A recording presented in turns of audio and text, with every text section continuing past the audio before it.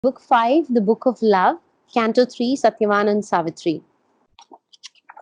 Out of the voiceless mystery of the past, in a present, ignorant of forgotten bonds, these spirits met upon the roads of time.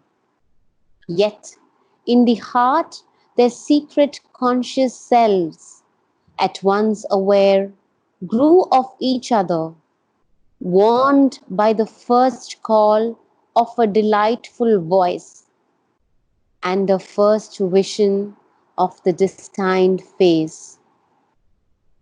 Okay, a lot of problems here. The first four lines, I think you were just reading words Okay. and not telling me the story of what is happening.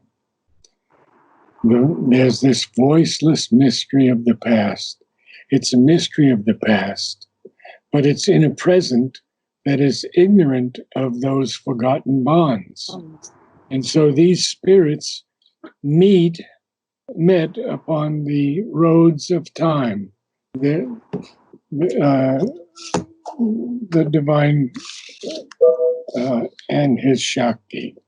Yet in the heart, their secret connections, secret conscious selves, they grew aware of them because they were warned by the first call of a delightful voice and a first vision of the destined face. Now, that first moment when they look at each other, they realize everything from the past. It all comes to the front. So now read it to me. Yeah, I'll try again. So I can really feel it. Out of the voiceless mystery of the past. You got to work on your knees. You got to work. Very. How do you say very? Very, very. Well, there it is. It's voiceless. Voiceless. It's the same V. Okay. If you said wary, I would be concerned, but you say very. Very, yeah. Very. Very. Voiceless. Voiceless. Same Voiceless. Same movement of the lips and tongue. Va. Okay. Out of the voiceless mystery of the past, in a spirit ignorant of forgotten bonds, these spirits met upon the roads of time. I think it's in a present, ignorant of forgotten bonds, these spirits met upon the roads of time. I remember when you and I first met, and there was a kind of immediate synergy. You felt that. I know you felt that because I felt it also. Yeah. Well, that's what's happening here. Let's put it in the most beautiful words one could imagine. So you have to convey that feeling to me now. Try again. Out of the voiceless mystery of the past, in the present, ignorant of forgotten bonds, these spirits met upon the roads of time. Much better. Much better. I got the feeling that time. Yet in the heart, their secret conscious selves, at once aware, grew of each other, warned by the first call of a delightful voice and a first vision of a destined face. At once aware grew of each other. At once grew aware of each other, warned by the first call of a delightful voice. See, if you break it up and put it into prose, you'll feel it more easily. And then you have to go back to the poetry. So they're at once, they have grown aware of each other. Why? Because they were warned by the first call of a delightful voice. Hmm. They speak to each other for the first time. And a first vision of the destined face. Try it again. Out of the voiceless mystery of the past, in a present, ignorant of forgotten bonds, these spirits met upon the roads of time. Yet in the heart their secrets, yet in the heart their secret conscious selves, at once aware, grew of each other, warned by the first call of a delightful voice and a first vision of a destined face. Excellent. Now, we had to do it a few times, but you finally caught the rhythm and the music in it. Mm, And this is so important. It doesn't matter if we have to do it 20 times. If you okay. get it, that's what matters, when you get it. So, what has happened here now? He's telling us that from this mystery of the past, which doesn't really have a voice, it's voiceless, Mm, present that is ignorant of the forgotten bonds of people. Uh, when you and I met again, we didn't know who each other were from the mm, past. mm-hmm. We only met in a present ignorant of forgotten bonds, because obviously Yes. we've been there before in different forms Mm, because we're mother's children. mm, And she said, you have all been with me many, many yeah, times. yeah. So then we have to see that these spirits met upon the roads of time. The roads of time are endless. Mm, And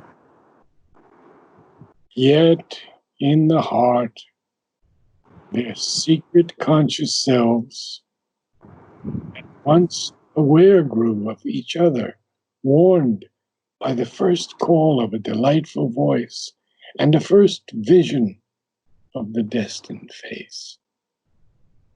You can lower your voice a little, you mm-hmm. raise it a little, you can intensify or de-intensify, but you want to try not to read on exactly the same flat line. Okay. And that's something we'll be working on as we move along. Okay. So Okay. continue. As when being cries to being from its depths, behind the screen of the external sense, and strives to find the heart disclosing word, the passionate speech revealing the soul's need. But the mind's ignorance veils the inner sight. Only a little breaks through our earth made bonds. Breaks through. Only a little. Only a little breaks through our earth made bounds. Yes. So now they met in that momentous hour, so utter the recognition in the deeps, the remembrance lost, the oneness felt and missed. So Sri Aurobindo is telling us here of these two young people, but it's also his story and mother's story. Hmm. Should not forget that. Mm-hmm. He's telling us that as when being cries to being from its depths. And that's a very, very powerful line. And I don't know that we can speak of it, except Mm-hmm. I can say that my meeting with Mary Helen and the 31 years we lived together, our beings cried. from their depths, behind the screen of the external sense. That didn't matter. And we strove to find that heart-disclosing word. That heart-disclosing word, you know, we use love so easily. But because we don't have so many words for love in English, the Eskimos have 50 words for snow and ice. We have a couple. Yeah. See the difference? Striving to find that word, that heart-disclosing word, the passionate speech, revealing the soul's need. Most of the time, when we first meet, it's a rushing of vital into vital. Very, very often. There can be instances when it's also mind to mind. That's much more rare. And so now they're trying to find the heart-disclosing word, the passionate speech revealing the soul's need. But what happens? The mind's ignorance veils the inner sight. So they feel something, or we feel something, but the ignorance of our minds veil the inner seeing. That inner seeing can only open with the third eye. It can open partially also with the psychic being.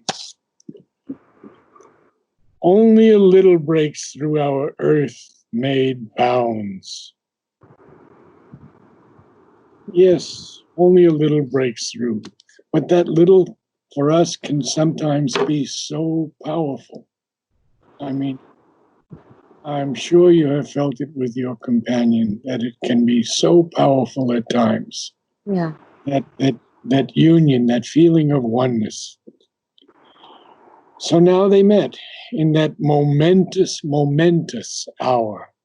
Momentous. Okay. Oh, momentous. Momentous. Yes. So utter the recognition in the deeps. So because she is Savitri and he is Satyavan, the soul of the world, there is that recognition in the deeps that we strive for here on earth. The remembrance that's been lost, the oneness that is felt and missed. So they recognize each other completely. And they search, of course, to find the heart-disclosing word, the passionate speech revealing the soul's need. But the mind comes in and its ignorance veils the inner sight, and only a little breaks through our earth-made bounds. But now they met in that momentous hour. So utter the recognition in the deeps, the remembrance lost, the oneness felt and missed. So they missed that oneness because they had it before. After all, it is the Purusha and Prakriti. They've been here since the beginning. Are you clear? Yeah. Good. Yeah. So you could continue. Thus Satyavan spoke first to Savitri. O thou who comes to me out of time's silences, yet thy voice has wakened my heart to an unknown bliss, immortal or mortal, only in thy frame. For more than earth speaks to me from thy soul, and more than earth surrounds me in thy gaze. How art thou named among the sons of men? Whence hast thou dawned filling my spirit's days, brighter than summer, brighter than my flowers, into the lonely borders of my life. O sunlit, O sunlight molded like a golden maid, I know that mighty gods are friends of earth. But that changes now. We want to end with Golden Maid. Oh, okay. So, because there's a question mark there. Yeah. So the quote ends there. Like he has not finished the quote, but does it like in the poetry? Does it end there? Quote is going to go on for quite a while. Okay. Oh, so the dialogue is going on for a while. Oh yeah, he's going to speak to her until the next page. Yeah. all the time. So yeah. So he speaks first to Savitri. And he calls her and he says, "O thou who comest. Okay. O thou who comest to me." It's getting a little difficult for me now. O thou who comest to me out of time's silences. And previously we had, so the third sentence, the third line of this is, they meet upon the roads of time. And now he speaks to her that she has come to him out of time's silences. Yet thy voice has wakened my heart to an unknown bliss. Just her voice alone. But we don't know that she has spoken to him yet, because Satyavan speaks first to her. For more than earth speaks to me from thy soul. So she's speaking from her soul. And more than earth surrounds me in thy gaze. How art thou named among the sons of men? Whence hast thou dawned? Filling my spirit's days. Is brighter than summer, brighter than my flowers, into the lonely borders of my life. O sunlight, molded like a golden maid. So, he's living in this forest. And that's pretty much the borders of his life. He has lived in this forest. He's learned all the things we're going to hear about, all the things that he's learned in the pages to come. And that he was a sculptor and that he could do all these different things and communicate with the animals. But now he just says that she's come in the lonely borders of his life. And he calls her sunlight. Well, Savitri is the daughter of the sun.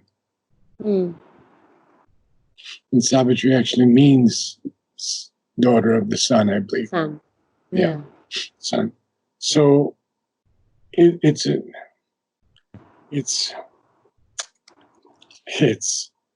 what should he says? 1, 2, 3, 4, 5, 5 lines that are so perfect when he speaks to her. And they're such beautiful lines. Well, then here, I think we'll rest today. Yeah. And then we'll go on in the future. Yeah. We can continue with this in the future because we don't want to break up this train of thought that Sri Aurobindo is giving us here about their first meeting. Yeah. I would like to go back to the first canto because it leads us into all of this. Understood. Okay. And at one point when Savitri almost doesn't see him. Okay. And that is very interesting. So maybe we'll go flashback to Canto 1 and go right through the book of love, if you'd like that. Okay. Would you like the book of love? The whole book? Yeah. Okay, we can do that. Okay. Good.